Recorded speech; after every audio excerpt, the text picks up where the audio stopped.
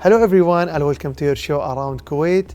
This is your host Abdulaziz Darwish. As usual, we share with you about the latest events and occasions happening in our lovely country, state of Kuwait.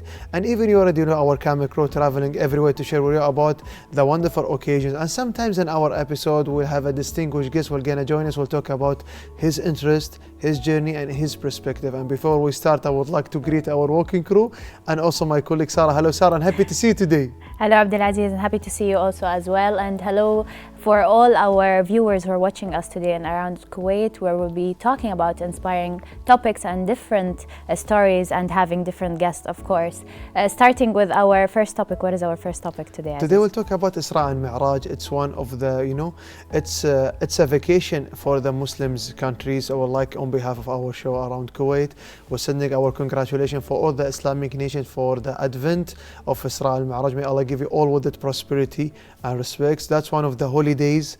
We are very proud of this day, because this day is like to show all the world when the Prophet Muhammad, peace be upon him, he did like a miracle. He traveled from destination to destination, and that day they distribute the power, and even we call it the nation of the spread of the Islam's religion in the world. And the second topic about something, it's like your neighborhood. Yes, of course. Our second topic will be about the tour at Tariq Rajab Museum, which I think I didn't visit, to be honest, but I think it's one of the amazing museums in Kuwait where it has a lot of traditional and antique things, as you have mentioned, Abdulaziz. And we are very proud about, we call it the Kuwait collectors, Yeah. The Tariq Rajab Museum, one of the locations people, even the tourists going there, one of the touristic destination, and all the people seeking about, they want to do like, we call it a documentary shows. They have to visit there to see the antiques.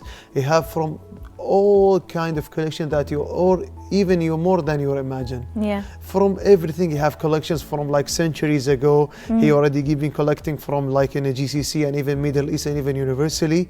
He just like he wants to create his own museum, not about the Kuwaiti traditions, about even the history of the Europe, history about the nations, all inside his museum. So he make his home a big museum, and even his his sons and even his family is already continuing his footsteps also. That's really interesting, especially when people want to visit any traditional place or want to see some antique things or special things that you wouldn't find anywhere. We'll head to our third topic for today, which will be an interview with our special guest, with a content creator, Hamad Ali, of course. Hamad Al-Ali, he's one of the pioneers. We consider him proud of Kuwait, and today we're gonna talk to him. He's a content creator. Yeah. You know that like these days you see the spread like too much for the content creators in the state of Kuwait. Even the social medias, even you are one like an influencer on social media. How do you see the demand of content creators these days? I think nowadays everyone is leading into content creator, but depending on each person is different. Each one of us has his own let's say topics or line to walk through and to show people, so people would be influenced, but hopefully they would be influenced in the right and positive way, of course. Positive and optimistic in a very good direction. That's why we are today we're gonna interview Mr. Hamad Al-Ali. He's a content creator. We'll talk about his journey, how to be a content creator, and how he's balanced between his work and life and even content creation. So dear viewer, these are about 3 topics for today. Let's go to this report first of all, then we'll continue show Around Kuwait. Stay tuned.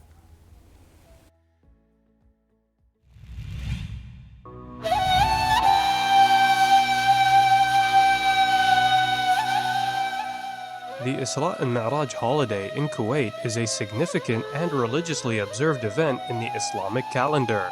Isra and Mi'raj, also known as the Night Journey and Ascension, commemorate the miraculous night journey of Prophet Muhammad, peace be upon him, from Mecca to Jerusalem and his ascension to the heavens.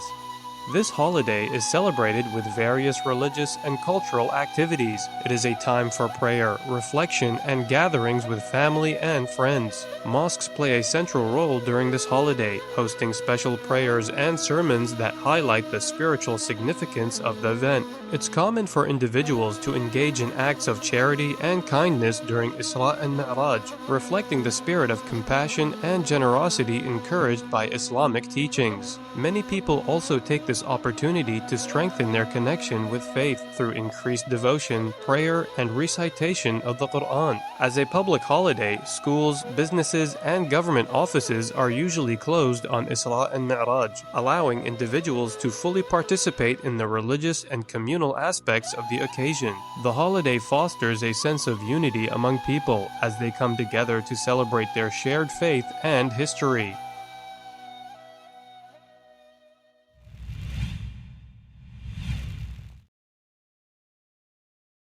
Welcome back, dear viewers, for Around Kuwait. Our first topic for today, we're going to celebrate today the Isra and Mi'raj. The special day is a remarkable celebrating night, of course. We're going to be talking about it. What do you think, Abdulaziz, about this occasion? It's one historical event. So Prophet Muhammad, peace be upon him, that day he traveled from Mecca to Masjid al-Aqsa in one night. It's a miracle.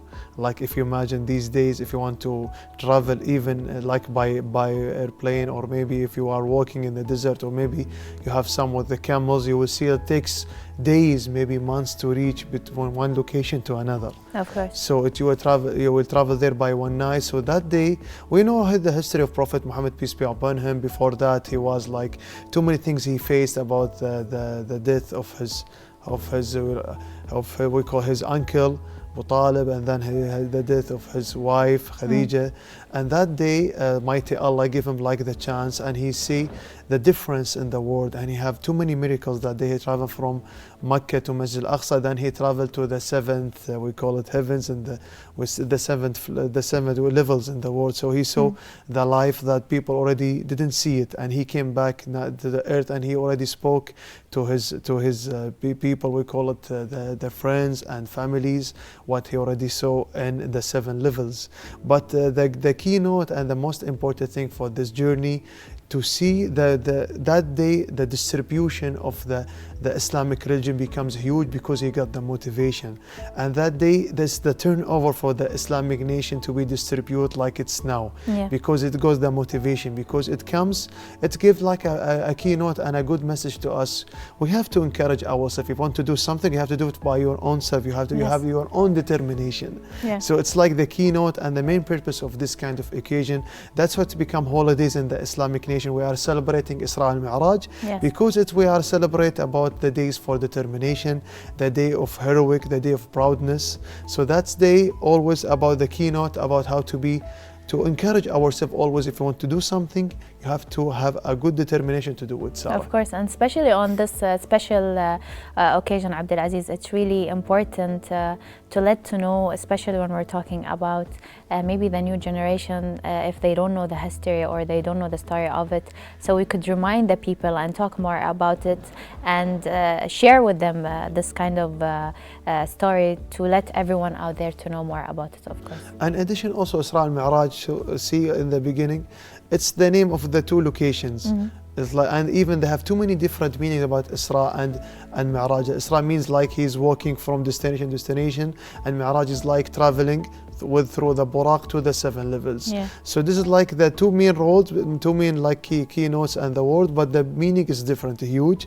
Until today, like we are celebrating, and now we are at 2024. So dear viewers, I guess that's our first topic for today. We'll talk about the Isra and Mi'raj. Let's go to this break, they will move on, and this next report in your show Around Kuwait. Stay tuned.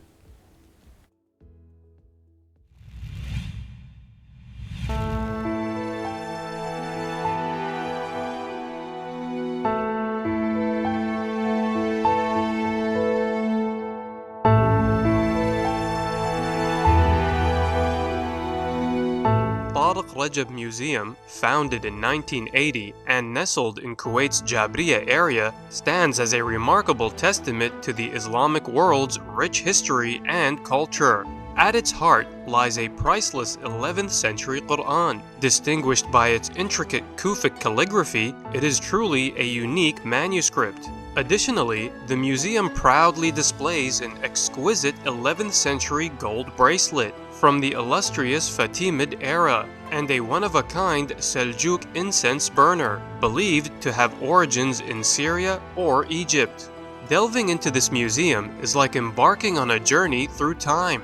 Among its many treasures are historical swords, daggers, and an intricately decorated 19th century wooden chair, offering insights into the region's craftsmanship and artistry. The walls of the museum are adorned with beautiful Arabic calligraphy, showcasing the captivating art of writing. Visitors will also find a diverse array of historical musical instruments, traditional Arabian clothing with vibrant designs, and shields from various historical periods, providing a comprehensive window into the rich tapestry of Islamic heritage. Tariq Rajab Museum is a must-visit destination for those eager to explore the captivating history of Islamic civilization.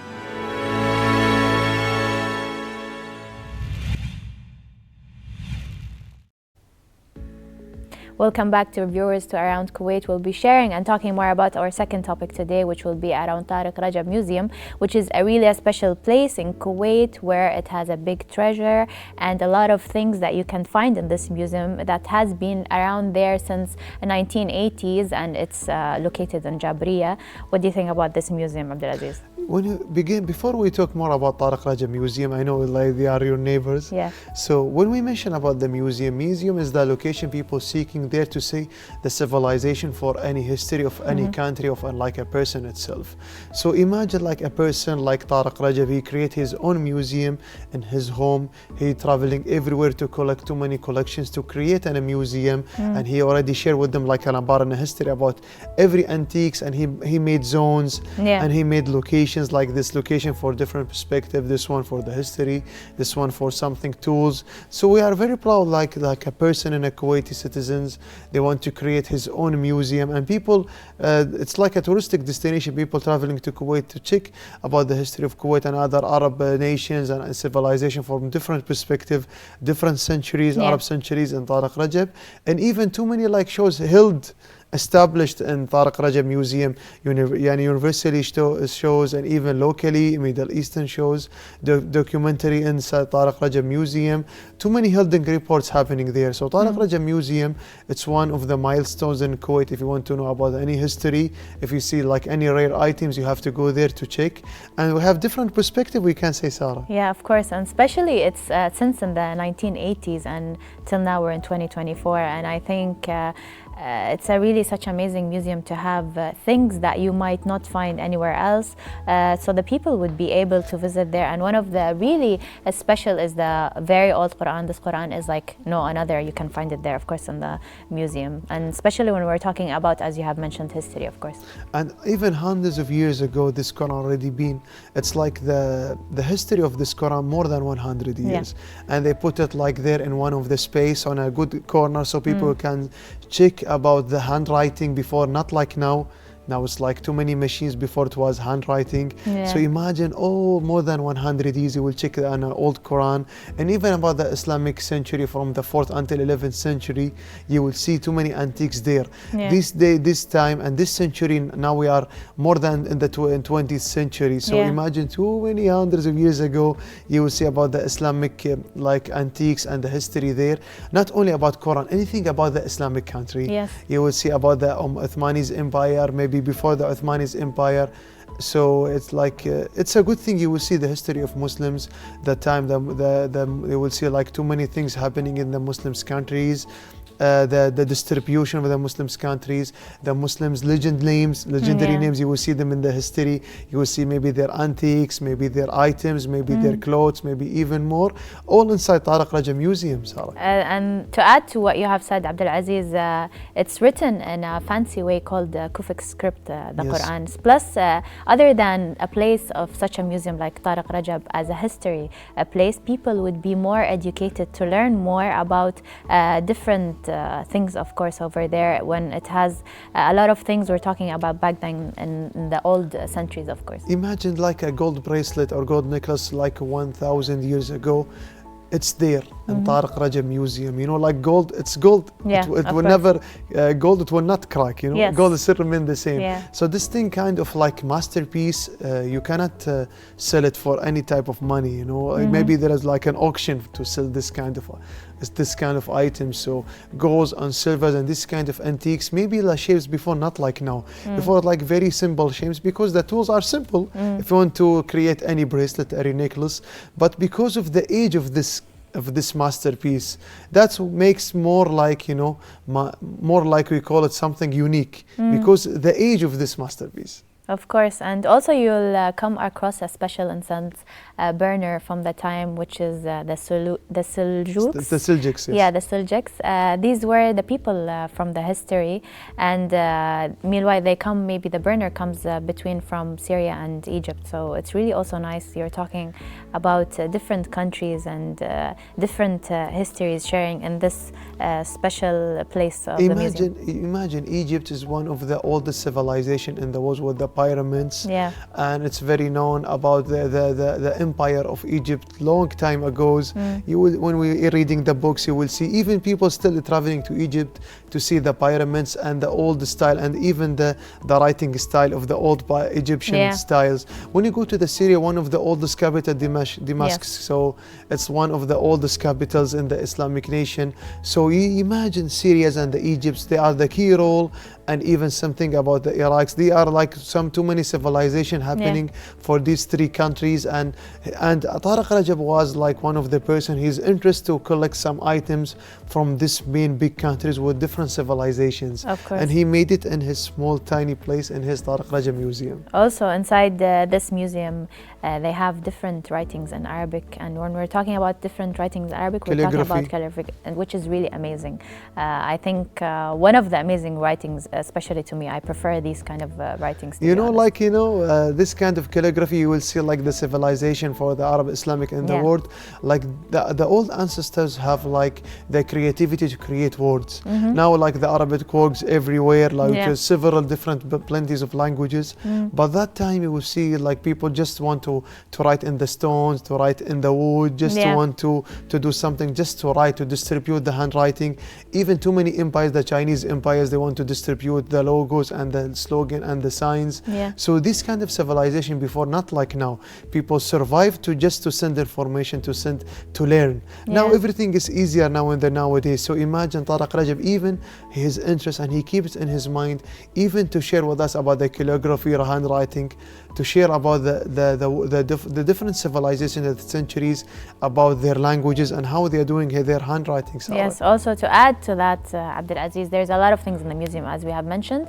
There is a collection of the musical instruments from back then in the past, which you might rarely find in any other place. Especially you might find only these type of musical instruments in this museum, which I think also the people who loves music or wants to know more about all the instrumental musical instruments would find it in the museum, of course. Imagine like in Egypt, one of the very famous, they have famous singer long 100 years ago.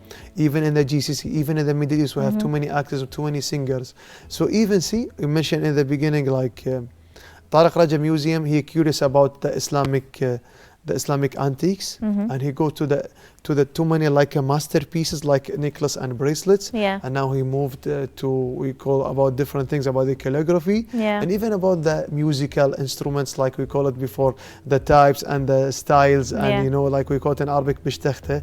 It's like something where we call it in the Kuwaiti slogan. So have too many different old music instruments he wants to share with us. That's a good thing about Tariq Rajab Museum. You will see different corner for music instruments. You will see like the types of the music instruments 100 years ago until the nowadays, different cameras. So this is like this award about the topic about Tariq Rajab Museum. Of course, and with that, Abdulaziz, I think we have summarized talking about Tariq Rajab having an amazing museum, of course. With that, dear viewers, that was our second topic. We're going to head a break and we'll be back.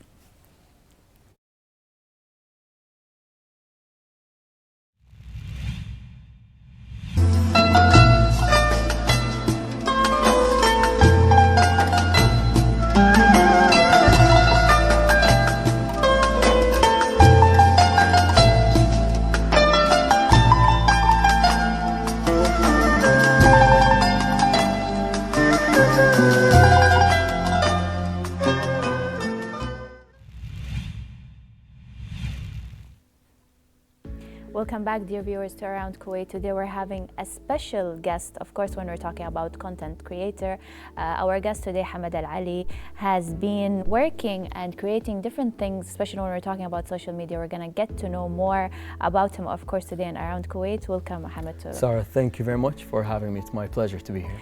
Same here. Hamad, to start with, let's talk more about being a content creator. How did you choose to be a content creator? Okay, so basically I've been creating content for as long as I can remember, kind of, actually, throughout my adult life. Yeah. And most of the content that I've been creating, to begin with, was content that I've created and I've just kept kind of on my computer. Like I started making music at first, and I've maybe made, like, I don't know, hundreds of tracks. Then I got into kind of learning the videography, the video editing, and then, you know, without realizing, I found myself buying a lot of equipment for creating content, and then I found myself, you know, taking those videos and eventually, 10 years later, posting them online. Okay. And obviously, posting my first video was kind of, you know, a bit of a... It's hard. It was very difficult. Yeah. It was very difficult at first, but you know, I'm glad I did it, because the reception that I've been getting is quite positive, thankfully. Hopefully it stays this way. Yeah. And yeah, I mean, it's a journey, and what I love mostly about it is the fact that I'm actually kind of giving back to the community. I'm using a lot of these things that I talk about, like the productivity, the time management, the use of AI. A lot of these things are things that I've applied in my life personally, and I get the chance to kind of share them in short, engaging, hopefully entertaining snippets with the audience. Of course, as you have mentioned, Hamad, you mentioned a lot of things. We're going to go through each by step. Let's talk more about as being content creator. Okay. I think nowadays most of the people has led into being a content creator, to engage with the people more, let's say to have more income, in other words. Okay. How do you choose your kind of contact? Because, you know, nowadays engaging with the people and creating something to have that kind of interaction and let the people have this intention with you, it's really hard. Yes, so, it's not easy, no, of course. Well, look, so when it comes to the choice of content, the reason I've chosen to do things, videos, I beg your pardon, about productivity and time management is because I thought this is something that, you know, whoever watches those videos can learn from them. Actually, initially I wanted to create the videos in English, but then I thought I wanted to keep it more relevant. So I started creating the videos more relevant to Kuwait, obviously, to the society that I'm in, right? And so I stuck to making them in Arabic. So my choice of productivity and time management is very relevant in today's age. Yeah. Right? With the, you know, there are a lot more distractions nowadays. Of course, yeah. And to be more productive means to be more effective and to give back to society, or, for example, to or at work, etc. Things of that sort. You mentioned time management, and I think a lot of us struggle nowadays about time management. Speaking on time of management, basically, which I think I'm one of the people that struggles from time management. Me too. How do you advise the people throughout the time management, or how do you give them that kind of contact to be attracted into it? Okay. So obviously time management, is something that we need to try to be more aware of, Nowadays, more than ever. All right, the main reason is that there's a tremendous amount of distractions. Yes. Okay, we are constantly bombarded with distractions, whether it's your phone, you know, getting a message on your phone, whether it's on your computer, on your laptop, etc. And so one thing to keep in mind is that you need to manage your distractions. That's one thing that you need to do. But before all of this, I think an important thing would be in order to be successful at managing your time, there are 4 steps. Okay. So the first one would be to identify what are your goals. I mean, there is no point of managing your time if you don't know what your goals are. Yes, true. Right? Yeah. So that's your first step. It's like, okay, where am I going? That's your first step. Your second step, okay, you've managed your goals, right? you might think that the next step would be to kind of pull out a calendar and write the dates down on the calendar and the appointments. That's actually not the second step, in my opinion. The second step would be to develop and to cultivate like a habit, a daily habit, something that you can do on a regular basis. Right? That is the second step. For example, let us say that your step was to, I beg your pardon, your goal was to be healthier. Okay. So one of the things that you can do is to make it a habit to go to, for example, the gym, for example, every day after work, which is something that I've been doing for quite some time, right? And when it becomes a habit, you don't need to think about your time anymore. And that's the beauty of it. The third thing would be to use the tools such as the calendars and various other tools, reminders on your phone. Technology helps us tremendously in this aspect. Fourth one, I won't bore you, okay? But the fourth one is to try to not procrastinate, right?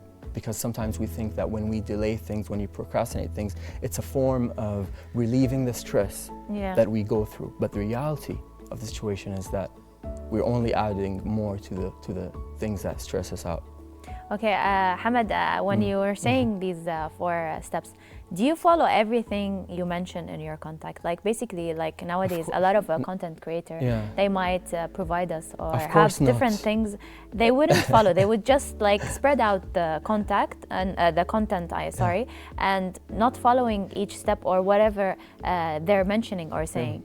Do you actually? Yeah, so here's the thing. I mean, at the end of the day, we are human beings. Okay, and it's about these small incremental improvements that you make on a daily basis, right? So I mean, there are days that of course, I mean, I could, miss going to the gym because something has come up. I mean, I try not to as much as possible now more than ever because I'm actually speaking about these things, but of course these things happen, and it doesn't matter whether you follow through or not. What matters is that you make small progress, just tiny progress. All right, even if it's just like going to the gym for 5 minutes, that's fine. I've gone to the gym for 5 minutes. Yeah, I always say that if you're aiming for something, even if you're not gonna do it or succeed 100% of it, just give it a try. At least you have tried, 100%. and day by day or step by step, you would achieve basically. Speaking behind, let's talk more about technology, and especially AI. I heard that you are frequently and you have different backgrounds. Speaking on that, can you share with us, of course? Okay, so well, basically, 2022, I think it was the 30th of November, right? OpenAI released ChatGPT. Okay, since they released ChatGPT, I use ChatGPT every single day. Wow. Okay, and I encourage everyone to use it every single day. It's a very useful tool. Okay, because you need to think of it this way. Some people may think that if you use a tool such as ChatGPT, you're being lazy. Okay, that is kind of true, right? But your competitors, if you work in the business world, are going to be using those AI tools. Okay. So you have to use them. You have to use them as well. Yeah. Right. Sure. So I integrate AI whenever I can, every single day in everything I do. What made you use the AI? Yeah, but I don't. I mean, okay. So it tells me to be more productive. Yeah. That's one thing, and I can't be left behind. Yeah. So that's the reason. That's the reason. Okay, what are the potential benefits, let's say, behind AI? If you want to give some advice or tell the audience behind that. I mean, it is integrated literally in maybe everything we do, right? Our life, a big chunk of our life happens over the internet, right? Yeah. We're getting our emails. Yeah. We get our emails over the internet. You no longer get a letter, right? Yeah. Our phone calls, whether it's a WhatsApp call, our entertainment. Nowadays we're consuming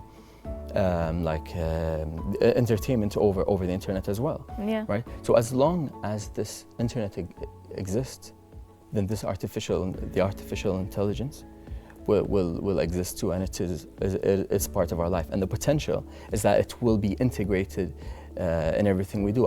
For example, you may not have an app on your phone. Yeah. You may just speak to your phone in the future. But on the other hand, some people don't believe. Like, let's say they're not into it, or they would say they don't have the intention of believing in such things. What do you think of that? Because I think like a lot of people might say, do you think on one day we're gonna have robots around us and all that kind of experience and all that of kind of ideas? Yeah, I mean, I don't know about the robots, but what I can say is, you know, the AI revolution, like it's begun. Yeah. It's already happened, you know? So, Yeah, so that it's not whether or not someone believes in it, it's already happening. Yeah. Everything that we do on the internet, there is AI one way or another involved. True, of course. Yeah. Hamad, we're gonna get to know more about you and the more interesting things about dear viewers. We're gonna head into a break and we'll be back.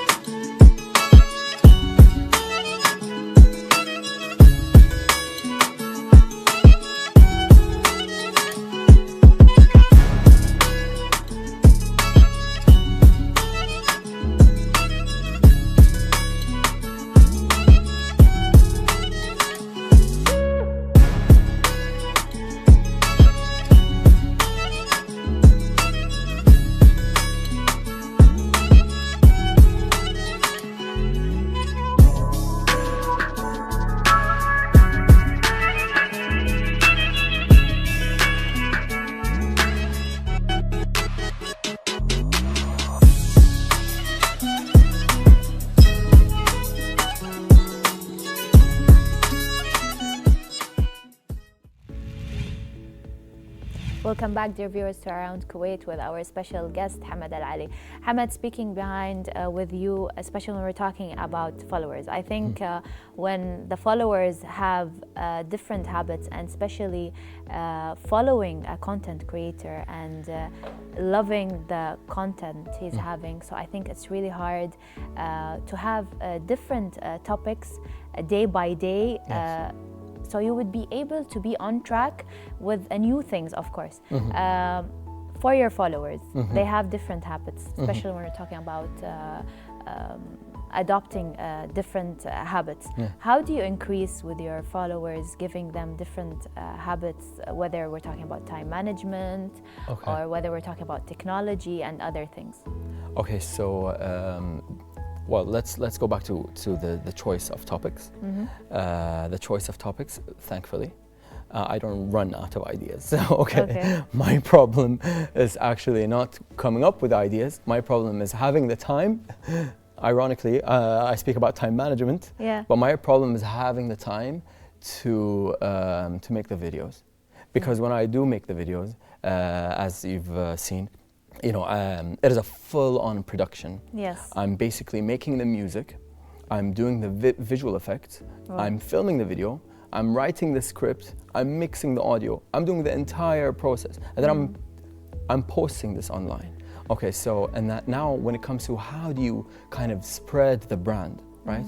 Obviously there are various steps that you can take in, for example, in internet marketing, but I feel that what I want to happen, or what I would like to do to spread the brand is just to be true to myself, as true to myself as I could be, and to give extremely high quality content. Yeah. And hopefully this will help. Of course, and especially when the followers would see a kind of video when you're posting, let's say for a minute or a minute and a half or 2 minutes, they think it's really easy to have such an idea or a kind of video. They would say, oh, it's just a video for a minute or two. Yeah. They don't know it might take for hours or days while you're creating this kind of video.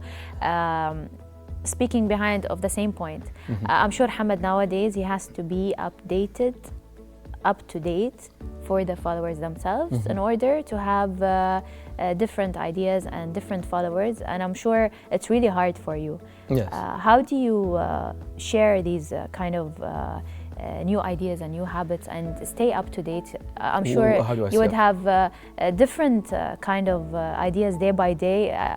Always a content creator would say every minute, oh, I have this idea, I want to post it tomorrow. Oh, I'm going to do like that. You get what I mean? Yes, you have these different exactly topics in your mind. Yeah. So there are 3 ways. Yeah. The first way is that, or 4 ways. The first way is actually you actually intentionally search for content Yeah. that is relevant to the field that you've chosen. Okay? The second way would be that you would get recommendations, automatic recommendations, right, online. Third way would be from your own experience, things that you have experienced. And Yeah. the fourth way would be your followers or the people that engage with your content ask for something. Now, I've tried all four different ways. And I can say that the last two ways, it's the personal experience, and when someone kind of asks me to make a video about something, these are I find I make the most successful videos using those ways because it has a personal touch. Yeah, of course, and especially when you're talking about your personal experience and things that you have been through. Yeah. The way you would create the content, it would be from deep inside from your heart. Like 100%. people would exactly feel it. Yes.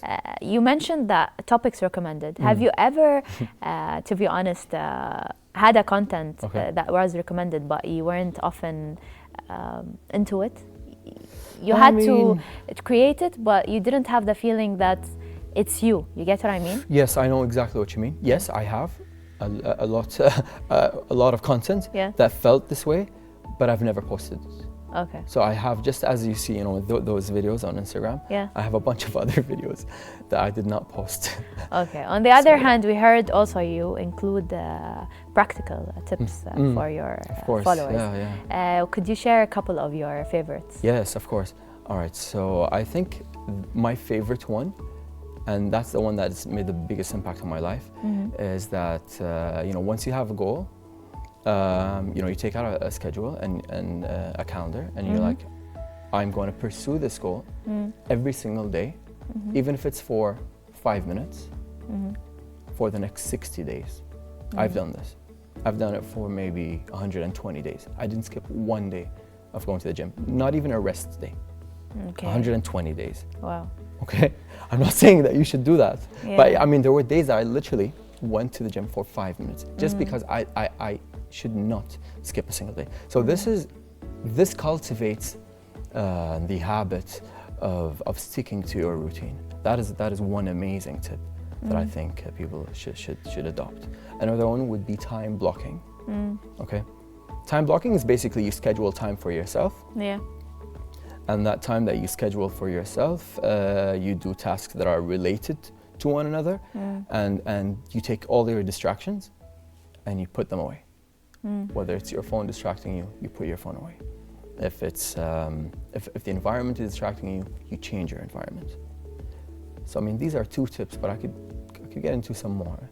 Yeah. Maybe if they check out Hamid Learns, they will find some more tips. They should. I think they should, because you're having that strong aims and achieving things that you want, of course.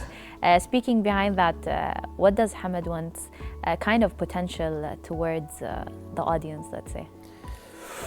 Okay, I think Hamid wants to maybe help out, kind of be a useful force in society, kind of give back to people, and hopefully, you can make a small change.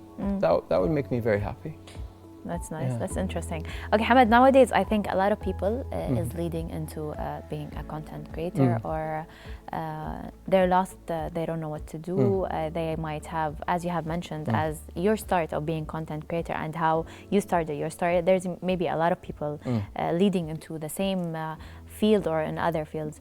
What advice would you give these kind of people? Okay. There's the Nike slogan, just do it. Yeah. Just do it. Yeah. Like, I mean, I've been thinking about putting content out for 10 years. And I've created content for 10 years. It's all in my hard disk drive, right? Yeah. But you won't really know whether you want to do something or not if you don't actually do it. So sometimes you have to just close your eyes, say Bismillah, Yes. and just take the leap of faith and hope for the best. Okay. And for the people who might hesitate of embarrassing new tools such as AI or time management or any of the things that you have mentioned, what advice that you might give that might help because I'm sure there is a lot of individuals and people out there that they are lost or need any kind of advice. Yeah. Well, what I can say is you may not believe in it, okay? But the fact of the matter is that your competitors are going to use it. So if you don't want to be left behind, use those tools. Hamad, one last thing you would like to say? Thank you very much for having me here. It's been an honor and a pleasure to be here in your program. Of course, it's an honor and a pleasure that you're with us and around Kuwait, and I hope everyone that have enjoyed and have learned more talking about different things, especially when we're talking about AI. Dear viewers, we have reached into an end of our episode. I hope you enjoyed our episode for today, but before ending our episode, we're gonna head into a report with our colleague Hiba Al-Qahtani, knowing more about Rubik's Cube. Stay tuned. Bye-bye.